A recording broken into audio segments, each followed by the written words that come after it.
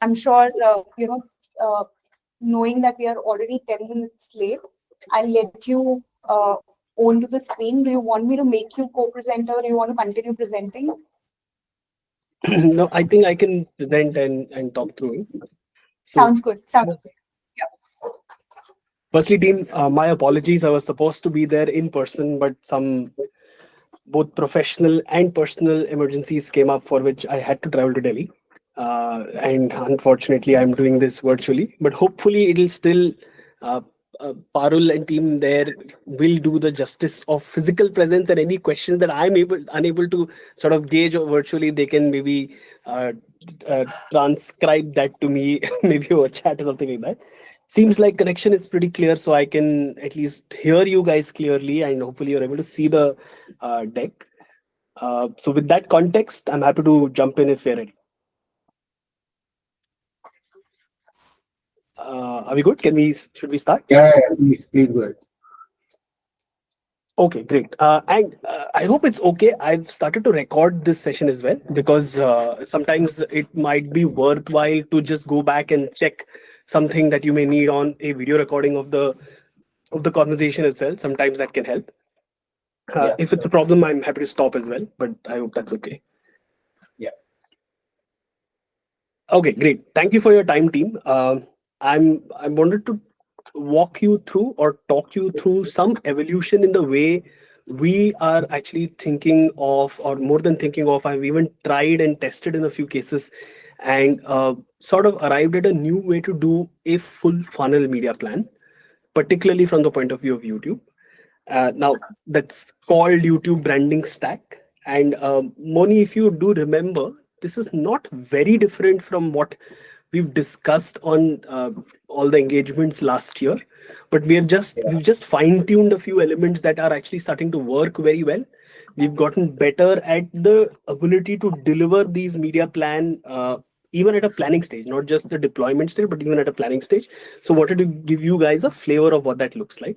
But I'll walk through the entire section, entire deck, and then maybe pause for questions. Alternatively, if there are any questions, clarifications required at various points in time, please feel free to stop me and shoot with those questions. Just by way of quick introduction, I'm Giriraj Iyer. I lead the planning function here for the video business for India for Google. And in that capacity, I've worked with a whole bunch of you guys over the last few years. I've been doing this for about 8 years. So I can now confidently say that there is a significant evolution that at least I've personally witnessed on how branding media can start to play a significant role for businesses on digital in particular, and even more specifically on YouTube. Right. And the context of that evolution is the changing video landscape or changing media landscape. Now we are well aware that the media landscape is ever changing. ऐसा नहीं है कि पहले नहीं कुछ change होता था, everything was stationary and suddenly things started to change. But the change that we are seeing right now is very relevant and contextual to the full funnel conversation, and I'll come to why. Not surprisingly, this conversation starts with scale. I'm not going to bore you guys with the size scale of the internet, etc. I'm fairly certain you know this. There's a significant chunk of individuals and households who are active on the internet as we speak right now. And that scale maybe manifests itself in different business use cases over a period of time, right? Now, while you're well aware of maybe the quantum of the change, just to refresh some of our memories, as of last year, 2024 numbers that Kantar iCube reports of people who are active on the internet, and again on the slide you see only up till 2023. 2024 numbers are 880 something million, 884 to be specific. So that's a very large chunk of users who are active on the internet. But to represent the shift in the landscape, there are a few pop quizzes that I have up next. So here goes the first pop quiz. What do you think, what does this team think is the total quantum of cord cutters, which means those who are not watching linear TV in India today? 20. Sorry, did I hear? We heard 208 million. Okay, great. That's good. Typically, when we show this slide, most people say बहुत ज्यादा कम नहीं होना चाहिए, बहुत ज्यादा नहीं होना चाहिए, शायद 105 आंसर है.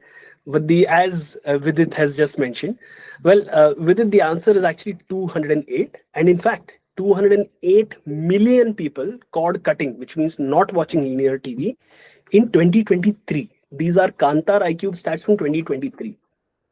The 2024 published numbers are actually 280 million, which means cord cutting is becoming a larger and larger phenomenon as time goes by. The second aspect of just the representation of this change is those who are light TV viewers but are active on the internet. Again, another pop quiz. Anybody want to harbor a guess of what the answer here is?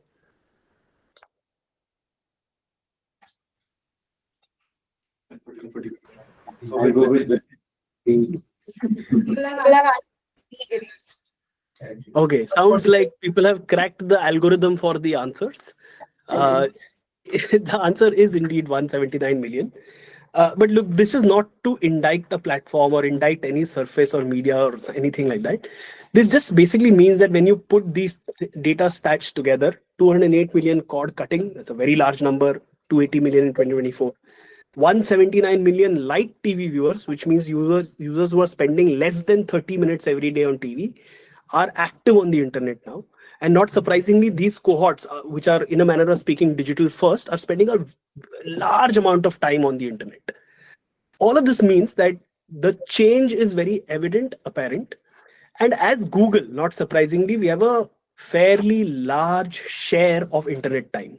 So go back to the stats on data.ai, which is one of the few platforms that maybe represents the large internet landscape relatively accurately.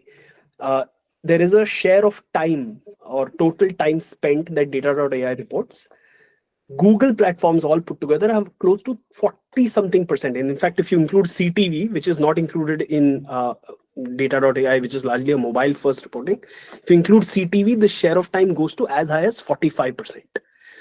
So one single entity, yes, a walled entity has a very large share of the internet time in India. But this also means that because there are millions of people now spending a large amount of time on the internet within the Google ecosystem, our ability to now get to insights basis this behavior, basis this data is significantly better. We do think that at this point in time, therefore, we've managed to crack a way to make a virtuous flywheel of the marketing funnel. So data, insights, and principles come together to build out a plan that is in super synchrony with everything that happens on digital media and is very, very sharp, and hence, therefore, delivers significantly better results and outcomes. Right? Now, all of that is just English. Through the session, I want to try and unpack what that really means and how do we put some of this data to use. Now, the evolution that we are seeing is that maybe a few years back, sorry, was there a question? No, please go ahead. Okay.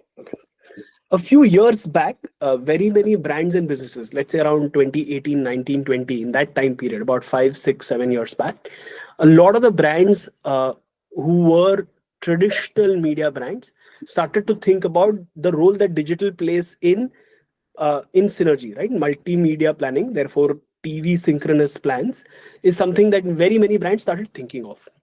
Now, as we are sitting today, there is another shift that's happening on branding media, which is again synergy of some sort, but it's not synergy with broadcast media. It's not synergy with offline media. It's more synergy with digital media itself. For a while, of course, we've all known, you folks have been at the forefront of that anyway, which is that performance media plays a significant role in particularly digital first businesses, where there is a lot of addressable audience on the digital media itself. But we are at a space where we are now starting to leverage branding campaigns working in synergy with performance campaigns. So how do we go about doing that? And what are the benefits of doing that, right? So the slide here that you see is actually referring to the benefits of doing that. We do know that whenever there is brand campaigns and performance campaigns live together, conversion rates, for example, get better. Metrics like brand search query volume, which is a lead indicator of demand, very important for very many categories and brands, actually start to grow and look better. And this is sort of a representation of close to 40 something ADH experiments where deterministically we were able to say that both these campaigns, branding and performance, work well together. But again, should we leave it to chance कि दो type of campaign चला लो, एक performance चलता रहेगा, एक branding चलता रहेगा, incidentally there may be an overlap? No. We are at a place where we can now orchestrate this much better. Right? So therefore, introducing the YouTube branding stack plan, we've given some thought to why this approach is called the branding stack, and I'll walk you through that as well. Right? In fact, I will start with that. Please ignore the formats here for a minute. We'll come to an entire section on demystifying why these formats are present at various points in time in the planning approach. But the fundamentals of this is we are trying to address a full funnel plan, which means that it has to, of course, talk to the marketing funnel. And the marketing funnel journey is typically awareness, consideration, action, conversion. But do remember, all of these terms, awareness, consideration, any form of action or any form of conversion, are all outcomes. So if these are all outcomes, the funnel itself is actually a funnel of outcomes. Now, a few years back, if you were to design media for a full funnel plan, we've seen this even in our own ecosystem at Google. Seasoned practitioners would have said, oh, awareness, maybe I should think about affinity and large demographic audiences because I need wide reach. Consideration happens with smaller cohort of people, relatively smaller. So maybe I should think about in-market audiences. And action/conversion are driven by performance products. Therefore, performance products will anyways go naturally to an even smaller subset of users and then get whatever funnel down conversions that come in. But we're changing that thinking a little. What we are saying at this point in time is thanks to the scale, right? Thanks to millions and millions of people being live on the Google platform, can we create a almost utopian marketing funnel media journey, which means a cohort of users that you chase down on the funnel, right? Why are we saying this? Awareness, consideration, action are all outcomes, yes. But if you think about one individual, that chronological journey makes sense. Maybe an individual first needs to be aware that the brand exists, then needs to get convinced about the proposition of the brand, and hence consideration will move. Then needs to be shown opportunities for that individual to maybe purchase that brand there and there, and therefore action or conversion. But if you think about an entire cohort, that entire cohort of, let's say, 20, 30, 40, 50 million people, different people will be at different points in the journey. Right? It's actually very difficult to ascribe that affinity audiences are unaware, hence we'll show them awareness ads. Or in-market audiences are aware, but they've not considered yet. That's very difficult to do at a cohort level. Therefore, to a smaller cohort, to a sharper cohort, if you were to deploy advertising across the entire funnel, across various formats, your ability to chase down the entire cohort down the funnel is much stronger. And that's one of the reasons why we are seeing, basis this approach, results on outcomes are looking significantly better. But from what I've said, and again, ignore the format conversation for a minute, and I will come back to demystifying this. What this by design means that we need to segment TGs better, right? Segment audiences better. How do we go about doing that? Before we come to that, just to build some more confidence with you that this approach is starting to yield significantly better results. We've tested this, and now case studies are published already for a few of these brands. So Oyo is the first one. Not surprisingly, digital first brands are the first ones to adopt a strategy like this to see results. Right from brand mind measures to search query uplifts, brand search query uplifts, which, as I said, is a very strong lead indicator, to uplift in conversions. Right? All of these talk about various metrics at various points in time in the funnel, or various objectives across the funnel. Equally with CPG-like brands. So digital first CPG brands. Again, not surprisingly, digital first CPG, there are brands within the Mamaearth, Honasa portfolio, like Aqualogica, where we've again tested this, where right from mind measures to search query uplifts, which is the metric that matters for them, starts to move positively and quite significantly.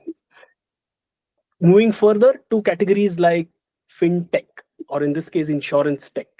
And with Acco, we were able to see not just lift in brand search queries, but also uplift in quotes and uplift in sales.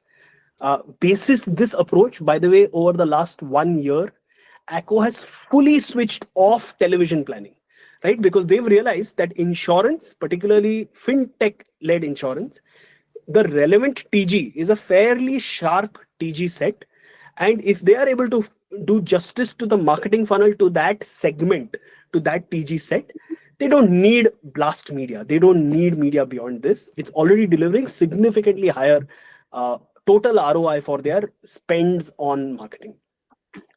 Now, while those are snapshot examples, what is it that we did, right? What are we talking about? What are the principles here that we need to unpack?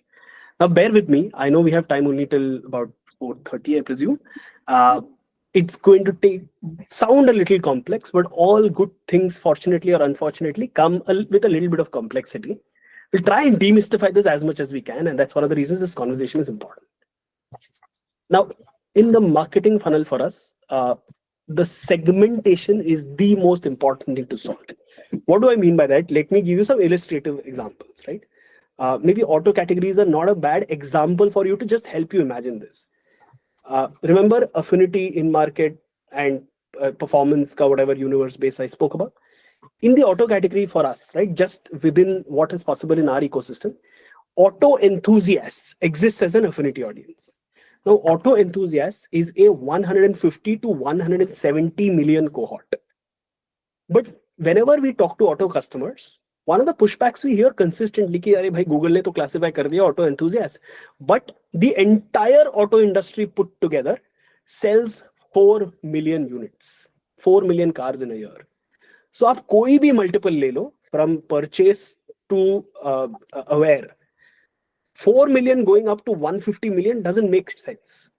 So therefore, can we attempt to segment better and segment a little differently, segment digital first? What I mean by that is, to us, the journey starts here with the insights available within Google's performance products.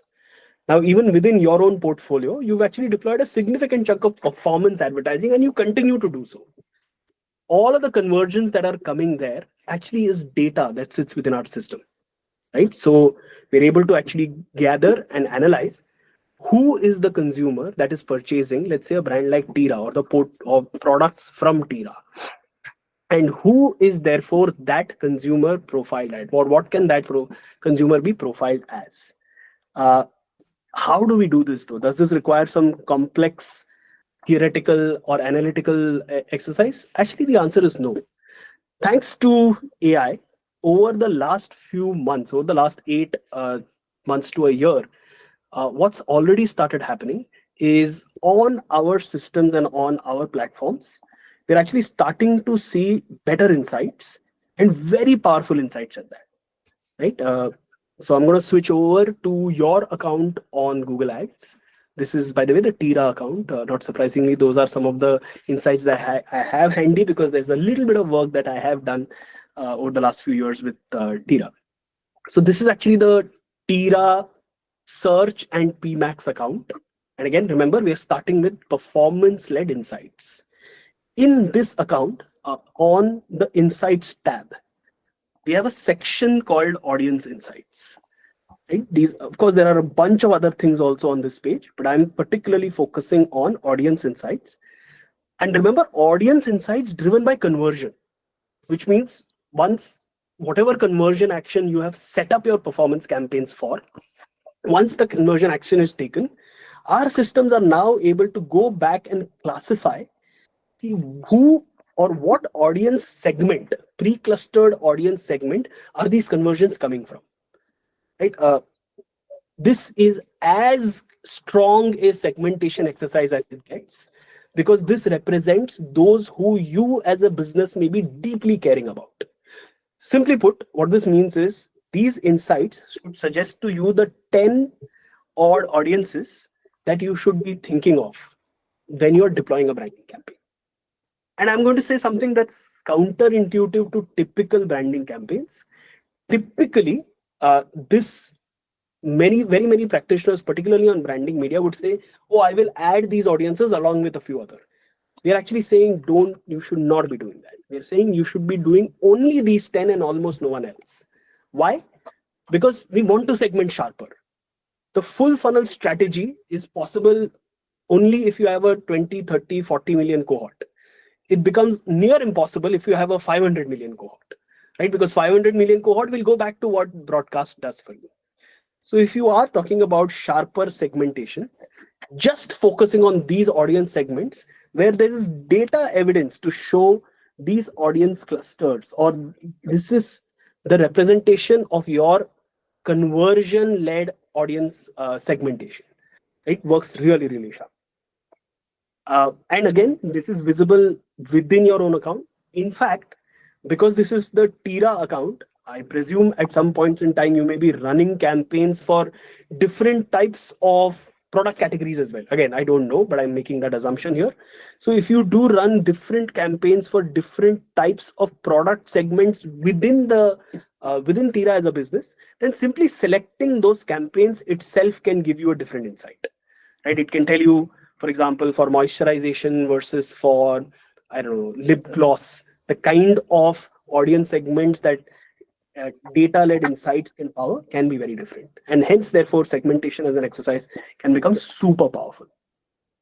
I'll pause. I have a question. So, this data is clear, and this is necessarily telling about, what kind of people are going to convert, essentially, right? What kind of people have converted? Yeah, and hence, have therefore, converted. what is their What interest categories are there, right? Where we can directly target them, right? So Correct. there are two confusions now. One is there are tools like Google Insights Finder, right? Correct. So now team is also looking into all of that, which tells us nothing of this, but additional things like our audience is also interested in book. I mean, these are book lovers and romantic movie fans and all of that, right? So to acquire new users, which is again, they also have high affinity index. So we are trying to target them also. Do you think that is the right approach, or we should just stick to this because these are two different stories and two different audiences? Correct. So fair question. I presume that's Moni. Was that your voice I heard? Yeah. Sorry. Okay, so fair question. And look, that answer lies in the sizing of this, right? Because if your category or total number of users for that particular brand and business hover around, let's say, as I mentioned in the auto example, 4 something million, 5 something million actively coming and purchasing you. But the headroom, therefore, for you to run a media campaign needs to be, let's say, 30, 40 million, so that you can still keep recruiting, improve that 4 million active users to 5 million to 6 million, 7 million. The headroom should exist, right? It shouldn't so happen that you are already at a space where the category is 4 something million active users and you are only reaching out with your branding media plan to 5 million users, right? That means your headroom for recruitment is limited. You're just going to probably redouble on those who are on your platform already. But our systems in this insight are actually already doing that. What I mean by that is, if you sum all of these audience segments up on Reach Planner or on any tool wherever this may be possible, you will see that these audience segments will, the sum total of this universe size will already be larger than your active base. In most cases, this dynamically comes through, and that's how the audience segment recommendations are also built. Right, they are built for you to be able to scale beyond just who your existing customers are. What you're saying may actually come up as an issue or as a problem, maybe at a later stage, right? Once you move from the 4, 5, 6, 7, 10 million to maybe a 100, 150, 200 million base. At a 200 million base, your total brand campaign needs to start reaching to maybe 600, 700 million people for you to be able to go from that 200 million base to the next 50 million, right? Incrementally grow the business. So the sizing of who you are going after is actually automatically accounted for within these recommendations. In fact, if you were to not add one more filter, which I'm coming to up next, and we would strongly recommend that, the sizing of these audiences themselves will itself actually start to look more than what is needed. Okay.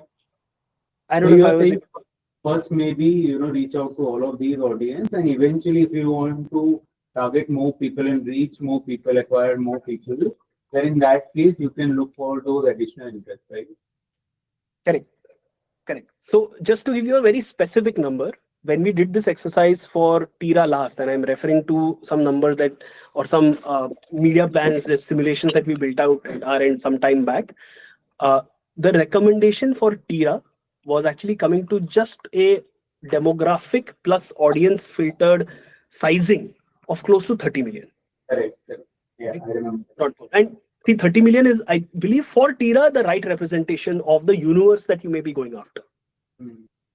So No, this data that- seems to represent that. So Nykaa has acquired that audience, right? So overall, their audience size is around. Again, we are going into same one brand conversation, but quickly, they have acquired around 40 million, right? Right. And if we just talk about the purchasers, then they may be varying between 2 to 3 million only, right? Correct. Regular purchasers. But we don't know if all of that 40 million is falling into this category or the additional interest which we are talking about. So we are doing experiments between the audiences. But if you are saying, because out of this, we are targeting everything except for the first one, which is superstore shoppers, right? That also we are, maybe, I don't know, we should be trying. But Moni, here is just a thought experiment, right?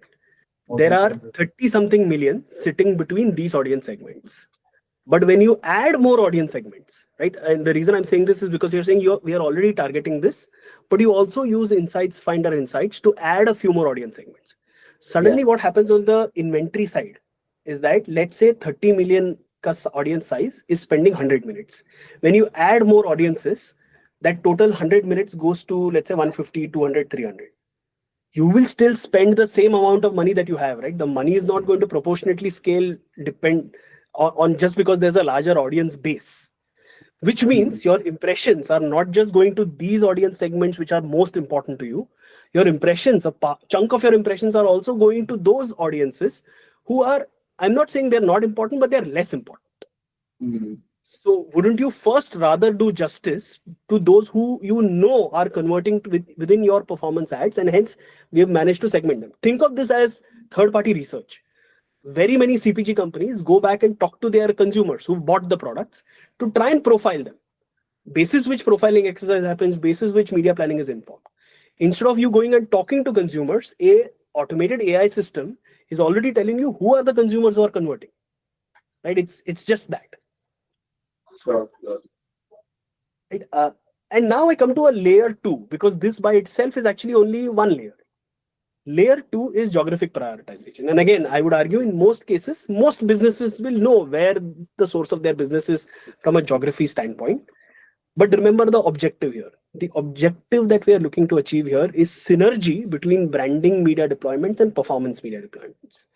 For obvious benefits. Performance ka bhi conversion rate improve hoga, and total search query volume and the impact of brand advertising will also be more visible when they both work in synergy. Right? So therefore, coming to the second filter and hence data that you may want to look at. The second data for segmentation that we look at is actually search queries. So define your brand search key terms and category search key terms. Right? I'm fairly certain, because you run search campaigns already, this is handy, or this you will have readily available for most of your brands. So if we know definitively from where is the search query volume, or how much of that volume is coming from which city for brand Tira and the categories that it exists in, it comes to some fairly interesting viewpoints like this. Right? This is again from a few months ago, where we've mapped Tira brand search query volumes, about 200K odd search queries happening in a 30-day time period, and the categories that it was present in, that this particular exercise was built for, about 800K searches happening over a 30-day period. Now, this absolute volume means nothing. Right? By itself means nothing. Sure, maybe it may be important for the way you run your search campaigns, but that's not what I'm getting at. What I'm getting at is that, can we use this for inciting?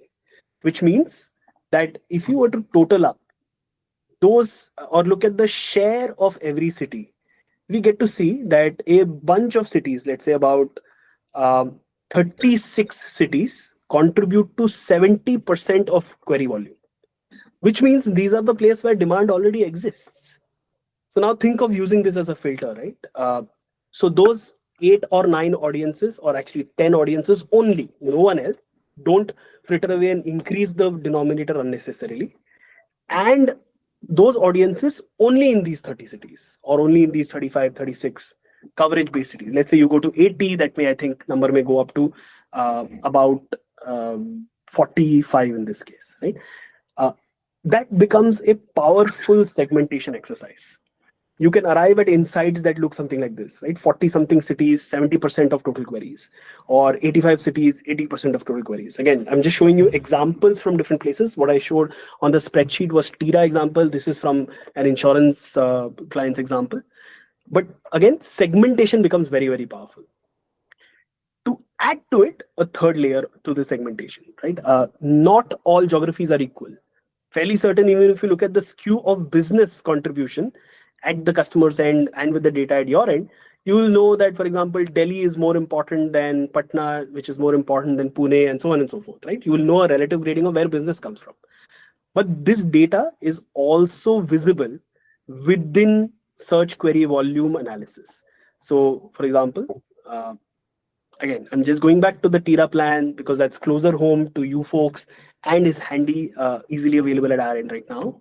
We know that for the category queries that we looked at and for the brand Tira queries, BDI, Brand Development Index, was significantly better than Category Development Index in Delhi, right? And this is just an indexation where you get to know the relative importance of various cities. Equally, BDI better than CDI for Mumbai, and so on and so forth, right? This can make decision making on media thresholds at a city level that much more clearer. So this tells us, for example, that if you run campaigns in Bangalore where BDI trails CDI, you may want to operate at higher thresholds, higher percentage read, higher average frequencies, versus running them in Delhi, where category is trailing so far behind that actually minimum RF is good enough. And again, this is just a guideline. This is not to say that you should not run Delhi, because, which is an important market for you, at high levels. That is a business call that you can take. But a data-led guidance seems to suggest that there can be different markets at different thresholds of media. That makes, again, the segmentation even more sharper, because you're not frittering away the limited pool of money that you will always have in places that may be less important. And therefore, the 2x2 can be put to use. It's simply a P1, P2 exercise, but with a recommendation on P1 geography is most important, so think about higher threshold of media. P3 geography is least important, so minimum RF good enough, right? You don't need to spend more money in those markets. And this approach of geographic prioritization and keeping the 10 audience segments that are visibly converting the best with highest index of conversion also remains consistent across the entire funnel, which means the 30-something million people that we discussed about Tira are the 30 million who should see your ads right from awareness to consideration to conversion. If we manage to do that, what we're doing two things, right? Anecdotally, forget about the planning practice or this exercise. This just simply means with a sharper cohort of people, if you increase the total impressions of media reaching out to them with the right messages, then your ability to convert them, not surprisingly, looks better.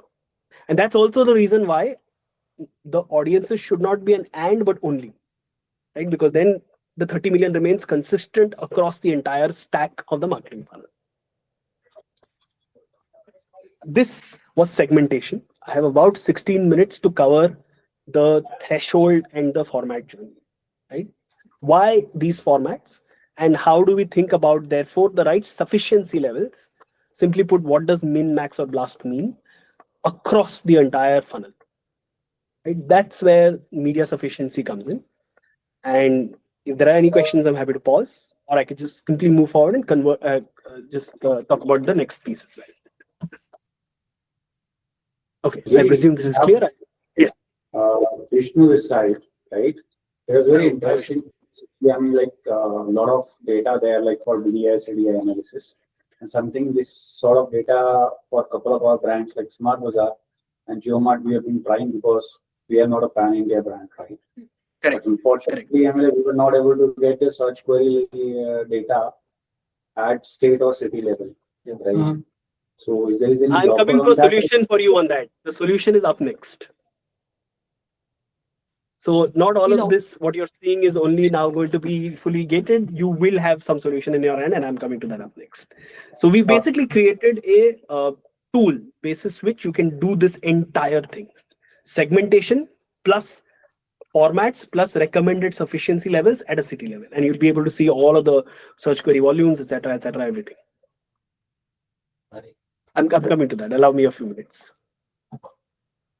But let me first talk about how do we build this stack up, right? How do we stack up advertising across awareness, consideration, and action in a manner that to a small cohort, to the 30 something million, you do enough depth of media impression across the funnel. The journey, not surprisingly, starts at the top, starts with awareness. Now, in awareness, we know there are two fundamental elements, reach, frequency, that do the job. But can we look at some data to fine tune even this exercise? What do I mean by that? Frequency of exposure, we know, has a relationship with conversions. Remember, we are trying to synergize branding campaigns with performance. So hence, we are looking at a performance-like outlook on all of the insights or data that is available as well. So these are branding campaigns insights on which frequency levels, not average frequency levels, which exposure levels, 5+, 4+, 3+, just like on TV, actually delivers better conversion rates. So we do know that as a rule of thumb, 5 or more exposures delivers better conversion rates, relatively better conversion rates, which means we can simply look at reach curves of 5+ and actually ascertain what should be, for optimizing for that 5 exposure, what should be the levels of media at which minimum, maximum, and blast happens. Now, this is rooted in a concept called optimality curves. Optimality curves are, again, not invented by us. It's a global industry standard practice, common practice, particularly in the TV world, where, I mean, it's the equivalent of somebody, a seasoned planner, telling us 400 GRPs ke niche mat karna, 2500 GRPs ke upar mat karna, for example, right? Where does that come from? It comes from an optimality curve analysis of reach curves even on TV, which leads to very custom recommendations that look like this. And again, please don't go think of these as guidelines, right? These are not your guidelines. I'm just sharing with you that wherever there is reach curve data available, we can get to very custom recommendations. Like, for example, for Tira, the same min, max, blast thresholds look a little different. They look like 65% reach at just 3 average frequency is good enough for minimum. But blast goes up to 95% reach at average frequencies of 7. If you notice, this is different from the thresholds you saw on the deck, because for every single input of audiences and cities, basis the reach curves that are available, 5+ reach is optimized based on marginal cost of incremental reach. So the system today is, the tool that I was briefly speaking about, is able to ingest all of the details, like the audiences you should care about, the query coverage of number of cities. So for 35 cities, 40 cities where 80% of queries are coming from. So audiences plus those cities put together, there is a reach curve that we are able to generate. To that reach curve, for every brand, we're actually now able to generate very custom specific recommendations on what qualifies as min, what qualifies as max, and what qualifies as blast. Right? Therefore, the application of media is not left to just a random selection of P1, P2, P3 at is pe 70 kar lo, max pe 50 kar lo, min pe 30 rakh lo.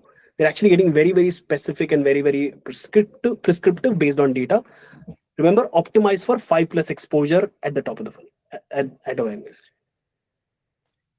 But that's top of the funnel, right? We apply this city by city differently, because some cities will be blast, some cities will be max, some cities will be min. What happens below the funnel? What happens in the middle of the funnel, and what happens at the bottom? So by the time you come to middle of the funnel, the metric that matters changes a little. R and F, reach and frequency, work very well for the top. But what works well in the middle happens to be views, right? Why views? For two simple reasons. One is typically consideration moves better with storytelling. Now, it could be a brand asset that does storytelling, or it could be a partnership ad, which means an influencer asset that does storytelling. But we do know that consistently, when storytelling is better and a view, completed view at that is delivered to that asset, then your ability to move consideration is better. One more thing I want you to remember, that this also means that targeting strategy and geo prioritization by the time you come to this layer of formats does not change. So same set of audiences, same set of geographies, but now you're doing a different, potentially different ad asset that does storytelling, maybe an influencer asset. But what's the media planning thumb rule for you to just think about and remember, right? I'll just jump straight to that. The media planning thumb rule to remember is that we recommend delivering the same number of views as your top funnel awareness campaigns reach. I'll repeat that and I'll show you an illustrative example up next. Same number of views as the top funnel awareness campaigns reach. So now let me show you an example of what I mean here. If you look at the TIRA plan I've been referencing, let's take an example here of a market like maybe Mumbai. You folks are based out of Mumbai, so I'm hoping that resonates better. We know from this segmentation exercise, while there are 30-something million people that are relevant for TIRA, out of those 30 million people, 5.8 million people are in Mumbai. Okay, that's the audience sizing. We also know Mumbai should operate at max RF because of the BDI CDI nuance that I spoke about. So therefore, the reach recommended is 85 at an average frequency of close to 7. But this 85% reach in absolute terms means that out of the 5.8, you should reach 4.9 million people. Let's say 5 million people. So what we're saying is, while RNF is with 5 million people, the views should also be with these 4.9 million people. Literally equal number of views as the top funnel awareness campaigns reach. Why? Remember, we are trying to fulfill the funnel and we are stacking that funnel up. That's why it's called a branding stack plan. The media is stacked up so that the outcomes on the funnel start to look healthier. If 5 million individuals have seen your awareness ad, now 5 million individuals will view your consideration ad asset. And that's how the stack starts to build up. And this, not surprisingly, in our ecosystem happens best with a product called VVC. I'm fairly certain you're well aware of VVC, Video View Campaign. But what you may not be aware of is one very tangential or very relevant point here is VVC actually has a algorithmic AI integration to deliver uplift, to deliver consideration lift. So therefore, it's sort of a double whammy. While it delivers views, systematically VVC also delivers impressions to those within those targeted who are likely to deliver uplift. So it achieves both goals of both views and hence delivering higher consideration. And by this time, you can start to imagine how, because of the overlaps, your same 5.8 million people in Mumbai are seeing your, usme se 5 million are seeing your RNF ad, 5 million views will mean that the same people are also seeing your consideration ad.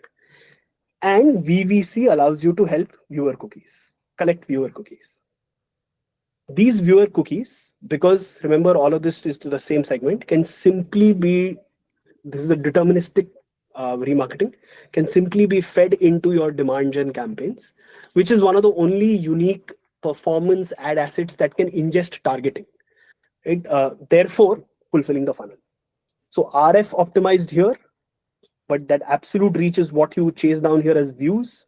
These views allow you to help cookies. Those cookies get fed into demand gen here, and thus fulfilling the full funnel stack. When we try and do this across various or across this segmentation, incidentally, what happens is you have an optimized plan for awareness, optimized plan for consideration, optimized plans for conversions. I'll pause. Pranay, you sound like you have a question. I have maybe only 2 or 3 more things to share, so I think we have some room for questions. Yes, Pranay. Yeah. So as you said, awareness campaign will feed the demand gen campaign, right? In short. Yeah. Yes. But non-skip, does the non-skip ads have the cookie audience pool? No. So Pranay, which is why I said that awareness plans run with non-skip target frequency, because frequency is an important goal as well that delivers conversion. But the video view campaigns in the middle, the consideration campaigns, allows you to collect cookies. Yeah. And how do you ensure that between awareness and consideration there's an overlap? Simply by controlling who you are going after. Mumbai में सिर्फ 5.8 million people लोग हैं, उसमें से 85% you've reached here, another 85% will view your ads. So there is a natural overlap that starts getting created. And then from here on in, there is a deterministic cookie pool that gets fed downwards to demand gen. So VVC is skippable, right? Correct. Okay. Yeah. Thanks.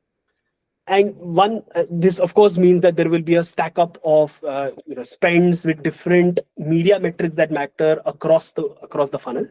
But this yields significantly better outcomes, even business outcomes at that, for respective advertisers and brands. Now, one question that we've left unanswered, right? Remember what we're doing here is, frequency stacked. So 7-8 frequency here, another chunk of views getting delivered here, some more impressions will get delivered here, and all of this is happening to the same 30-something million people. Does anyone in the room think this is overkill? This is too much frequency? Yes.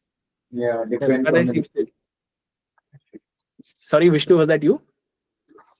No, Boni here. I feel it depends on the duration actually. What kind of campaigns are... Depends also on how many locations we are targeting. Because if the location is less, probably this is too high of a frequency also. Okay, without answering any of this directly, let me give you two anecdotal thought frameworks here, right? Almost nobody ever goes back and checks for a R and F delivery on performance campaigns. Right? But you can do that if you want to, but there's no need for it. If you check for the reach frequency delivery on a performance campaign, you will see that the frequency that most performance campaigns, and not just Google, across the board, work with are typically on an average anywhere between 25 to 35, maybe sometimes even 40-45. Point is, frequency actually helps to deliver conversion. That's one of the fundamental reasons most performance algorithms will deliver very high frequency. Now, you don't see it as a customer because you care about the final outcome. जब तक ROI आ रहा है, जब तक ROAS आ रहा है, R and F का deep dive performance में करके कोई मतलब नहीं है. Let me go to another anecdotal example. I'm fairly certain you've run a bunch of television campaigns. Take data for your own television campaigns. Your decently sized television campaigns will deliver an average frequency, AOTS, of again anywhere between 18, 20, 25. Right? And they deliver results, right? That's the reason why you've done those kind of broadcast media television campaigns. Simple point is, frequency helps to deliver results, but there is one watch out, or one thing that you have to watch out for. Now, we want to deliver ad impression and hence frequency depth with this 30-something million people with this approach. But we also want to ensure that fatigue doesn't set in. There are two ways to ensure fatigue doesn't set in. One is democratize or socialize different types of ad units. So at the top, you may end up doing your brand advertising, but at the middle and the bottom, you may want to think about influencer ad assets, right? Which we know can not only deliver better results, deliver better consideration, deliver better conversions, but also helps declutter the campaign, right? Not the same ad playing over and over again. Now let's for a minute assume that it is the same ad playing over and over again. Are there any safeguards in this approach? So there is a safeguard that I would like to quickly speak about, because we have only 1 minute left. So I'll try and do justice to this. So there is actually a concept called forward encoding. Forward encoding is not a new concept. It's existed forever. In fact, this is a 1991 Dartmouth University white paper that talks about forward encoding. Simply put, when the human brain sees one ad on the mobile surface, one on the CTV surface, one ad on shorts format, one ad on in-feed, even if it is the same ad, the human brain is tricked into thinking it's a different ad.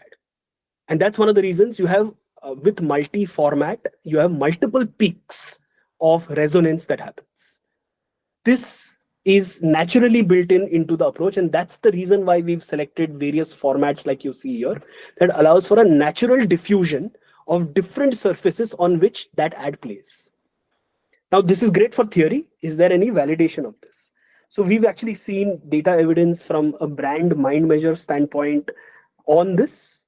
In fact, not just brand mind measure, we've in fact also seen ADH evidence where from format 1 to format 2 to format 3, conversion rates start to jump cumulatively. So 400% jump here, another 80 something percent jump here, and even CPAs start to actually go down significantly. But pitfall to avoid. While multi-exposure may be good, multi-format exposure may be good, क्या avoid करना चाहिए? Avoid ये करना चाहिए कि पहला format 300 million reach कर गया, लेकिन दूसरा फॉर्मेट का ओवरलैप सिर्फ 32 है, एंड थर्ड फॉर्मेट का ओवरलैप सिर्फ 0.64 है. Like, this is the reason why we started with the principles that we did. If you do 1, 2, 3, 4 formats of various different types of formats of advertising to a small cohort of 30 million people, you will create a natural overlaps between, let's assume, non-skip and VVC, and then deterministic overlaps between VVC and the third format, demand gen. And that's one of the reasons why, because of forward encoding and because of overlaps being created between multiple formats across surfaces, fatigue actually doesn't set in and it delivers better results. In fact, we've run over, as we sit right now, over the last 1 year, we've run close to 65 something branding stack plans in this very avatar. We've not even heard one chew about अरे over बहुत ज्यादा दिख रहा है मुझे add, या बहुत ज्यादा कंज्यूमर्स को प्रॉब्लम हो रहा है, किसी ने कंप्लेन कर दिया. अब तक तो नहीं हुआ ऐसा कुछ. This brings me to the end of my spiel. Sorry, one last thing I did want to share was this. This is to Vishnu's question. How do we get this data? Well, we've created a not so great looking UI, but a tool that allows for you to actually input your search query keywords in a format, input the audiences that you see on your Google Ads account over here very easily, click on what kind of level of detail you want: city level, state rural, state urban, etc., etc. City level, maybe there are over 900 cities that you will see here, so very, very wide selection. And input your CPVs that you've historically seen, input your conversion rates that you've historically seen, click on submit. You will get a fully detailed plan that looks exactly like this. So city by city, what's the recommended investments, what is the contribution of search query volume and the absolute search query volume by brand and category, what is the BDI, CDI, and hence what should be the media strategy, what is the recommended size of the universe depending on the audience and the geographies that have been selected, what's the recommendation on the formats for top funnel, in this case non-skip with target frequency, what's the recommendation for VVC, what can you expect, what's the recommendation for demand gen, and hence what can you expect, and so on and so forth. Right? So you'll see a bunch of these auto-created media plans, including but not limited to data on why they've been made with search query volume, with the audiences that matter, etc., etc. That will come to your inbox automatically. Now this tool, sorry? How do we access this? Yeah, so I'm coming to 2 stages of this. You will get full access. We are actually beta testing the externalization right now because we have to go through a bunch of internal regulatory tests, both legal as well as policy checks.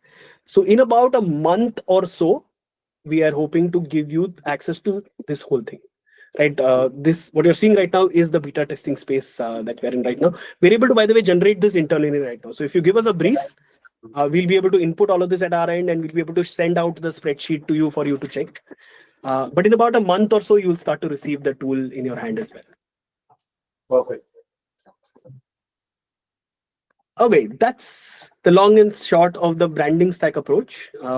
Because we're seeing great results on both performance-like outcomes and search query volume outcomes, which I know is very important metric that matter in most businesses. Strongly encourage you to try this out at least.